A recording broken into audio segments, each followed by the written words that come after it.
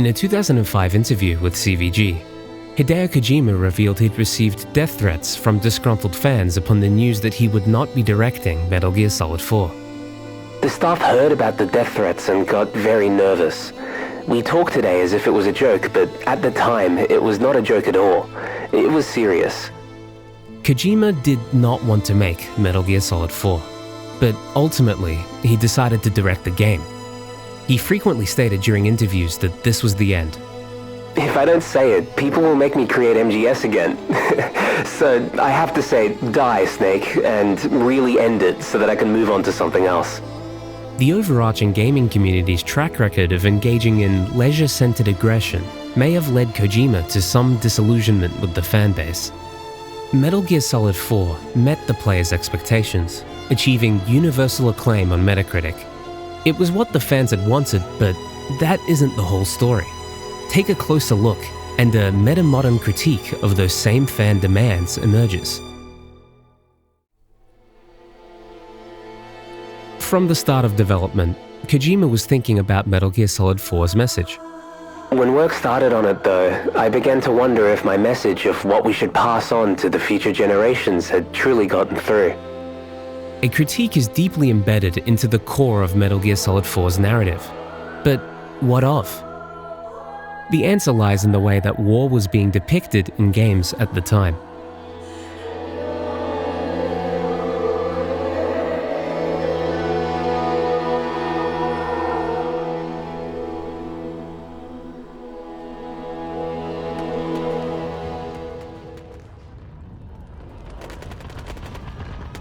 War is characterized today by physical distance and virtual intimacy. Western society is more disconnected from war than ever, yet, too, closer than ever. As Old Snake's first line of dialogue puts it, "War has changed." In theory, with such virtual proximity, depicting a realistic war experience is an intuitive goal, and in practice it has been, but only to an extent. The industry would push for more realistic visuals, more realistic sound design, more realistic mechanics, etc. However, the realism does not extend to narrative. In the late 2010s, most games did not come close to depicting war with respect for its historical context. Further, the games failed to represent warfare as embodied, creating a level of separation between the player avatar and the player. This may have led to poor portrayals of the trauma of war in these games. It is this very industry failure Metal Gear Solid 4 critiques.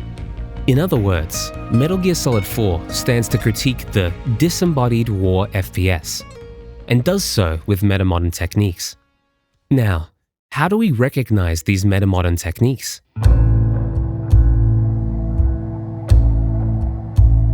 To understand metamodernism, we must first understand postmodernism. Unfortunately, postmodernism doesn't exist. Huh? Well, more specifically, postmodernism isn't a thing that's out there, and there's no one objective way to define it. Reductively, it can be simplified as a cultural crisis of truth, a phenomenon characterized by anxiety, cynicism, apathy, etc. The one thing that postmodernism can be defined as, though, in Vermeulen and van der Akker's words, is as an opposition of modernism. Modernism is typically found as utopism, unconditional belief in reason, enthusiasm, etc. Considering this, we may describe postmodernism as a rejection of those properties.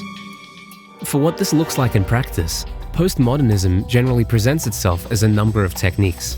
Here's a few of them and some basic definitions of what they are. However, the most relevant technique employed for Metal Gear Solid 4's critique is metalepsis, which we can define as violations of narrative levels, the ontological levels of narrative. When we say ontological levels, we mean the different levels of meanings applied to objects. Let's take the W key on a keyboard, for example. In the most high-level sense, the W key may be some plastic on top of an electronic device, but on a different level, we might define the key as your means for inputting a W into a text field. Or on a level relating to a game, it might be your means for moving forward. Many different levels of meaning exist for different contexts. So when we say ontological levels, we refer to all those different levels of meaning. So, what are the ontological levels of narrative then? The narrative levels outline a sort of hierarchy of immersion in the semiotic sense. At the most literal end of the narrative level hierarchy, we might see the actors as the people they are, the props as the materials they're made of, etc. On a deeper level, we might understand a narrator's voice as narration being given, or background music as an emotional tone setter, none of which are actually there, so to speak. And then, on one level deeper, we may see the actors as their characters, and the props as what they represent. So under this pretense, we can understand metalepsis as when those different narrative levels are violated, and elements from one level access elements from another. Metalepsis is typically referred to as fourth wall breaks semiotically. These violations may be exemplified by fictional world characters addressing social world audience members, or a non-diegetic world narrator, for instance. For an example of this, the Deadpool franchise loves to use metalepsis for comedic effect. Now that we understand and can recognize some elements of postmodernism, we can move to understand metamodernism. Conceptually, metamodernism is the reintroduction of modernism to postmodernism. How this looks in practice, as Vermeulen and van der Acker put it, is a rapid oscillation between the two. It's a state somewhere in between. Metamodernism is also a relatively new movement, so its exact description is still a little iffy in academia. With this definition, we may recognize metamodernism in the use of metalepsis that then undoes itself in a sense. To explain this, we should frame it differently. Dr. Stephen Conway and Andrew Trevelyan's SOC model seeks to describe gameplay in the context of a social, operative, and character world, with the players moving between ontological levels described as keying. The social world is everything in the real world. The operative world is everything non-diegetic, and the character world is everything that's actually there in universe, so to speak. Some objects that may exist in the character world would be Snake, his weapons, the other soldiers, the environment, etc. Objects in the operative world may be the health gauge, the pause menu, button prompts, the PS3 home screen, etc. And objects in the social world may be the controller, the console, the game disc, the display, etc. The delineation is relatively clear based on their labels. The particularly relevant keying type here is the Kojima upkey. A Kojima upkey occurs when an object from outside the character world is referred to from within the character world, with a redefinition of the character world to now contain that object immediately following. This is exemplified in the infamous Psycho Mantis sequence of Metal Gear Solid 1. In this sequence, Mantis upkeys the player's controller from the social world and the player's save data from the operative world into the character world. Though the model was only intended to encompass objects, the framework is useful for concepts too. Kojima games will often refer to concepts in the social world from beyond the barriers of the character world, offering a form of metalepsis. However, they will shortly thereafter extend the character world to now encompass the concept, rejecting the said metalepsis. An oscillation between metalepsis and non-metalepsis, postmodernism and modernism, metamodernism. If we are to introduce concepts into this conceptual Kojima upkey variant, we might need to introduce a new stipulation. I would say that it only counts as a conceptual Kojima upkey if the concept was not presumed to have existed in the character world from when the world was created. To give you an example, the concept of soldiers exist in the social world, and they too exist in the character world. However, the player assumes that the soldier concept has always existed within the character world. So the soldier concept never really upkeyed since it was there from the beginning. Now, let's take a concept like the player's real-life name, for example, which is not presumed to have been in the character world since it was created. If a character world were to refer to the player by their real-life name, that would count, in my opinion. This conceptual Kojima upkey isn't a well-researched new framework or anything, just a small variant I thought up. With this new metamodern analytical device, which we will now call the abstract Kojima upkey, we can identify and analyze how it is used to critique in Metal Gear Solid 4.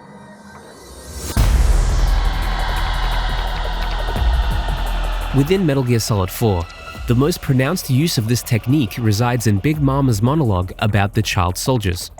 Nowadays, anyone with a computer can get combat training. The FPS games that these children love are distributed for free by these companies.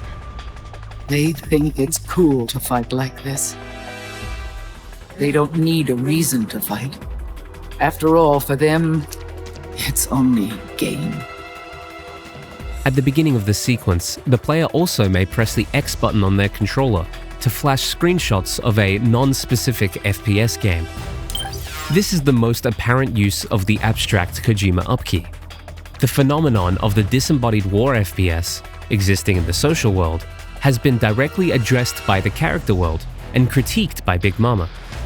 This is the first half of the abstract Kojima upkey, referring to a concept from outside the character world. Then, the screenshots are then extended into the character world, as the phenomenon is insisted to exist in the character world too. This is the second half of the abstract Kojima upkey, insisting that the concept, too, exists in the character world. The reveal trailer for Metal Gear Solid 4 at TGS 2005 offers some further insight into this critique. This reveal is a bait and switch, opening on generic FPS footage until Snake comes in and hijacks the gameplay with the title card, "This is no FPS, this is MGS." However, there's something more insightful going on here. This trailer takes place all within the same universe that Metal Gear Solid 4 takes place, with the environment and the soldiers matching their final game counterparts. Further, the battlefield is described as a battlefield you can find anywhere, anytime, offering a double meaning. In the character world, it's referring to the widespread proxy war phenomenon. In the social world, it's referring to the disembodied war FPS phenomenon. The depiction of the battlefield in Metal Gear Solid 4 is highly telling. Soldiers are all indeed unique, but appear very similar, with many of their faces obscured.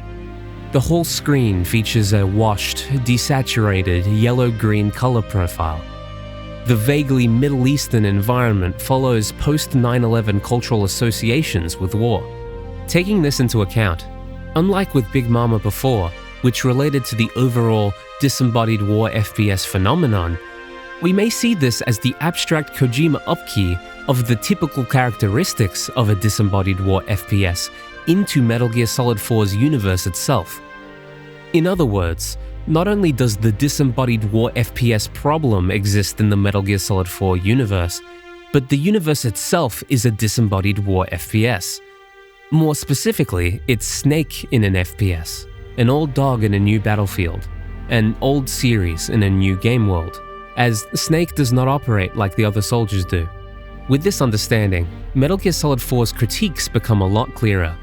The SOP system, described as the system that regulates the emotions of the soldiers, preventing them from feeling the trauma of war, becomes a metaphor for the disembodiment in a disembodied war FPS. Take note of the last thing Big Mama tells Old Snake in the child soldier monologue. Unless we stop the Patriot system, the cycle will go unbroken. Unless SOP is stopped, the children will continue to fight like this. Unless the disembodiment stops, the children who love these FPS games will continue to become soldiers, thinking fighting is cool, fighting without reason, etc. Ultimately, Metal Gear Solid 4 is about destroying the SOP system, or metaphorically, stopping the disembodiment in the disembodied war FPS. At many points in the game, Liquid Ocelot disables the SOP system within a radius, exposing the soldiers to the trauma that the system had hidden from them, forcibly embodying them in their disembodied war FPS, exposing that the trauma of war is much stronger than they can handle. It all represents a sort of naivete, an ignorance of the trauma of war that Metal Gear Solid 4 aims to critique.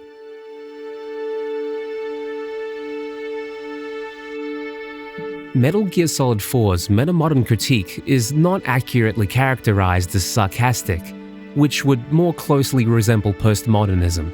Rather, it's best to view it like a sarcastic dig from a friend.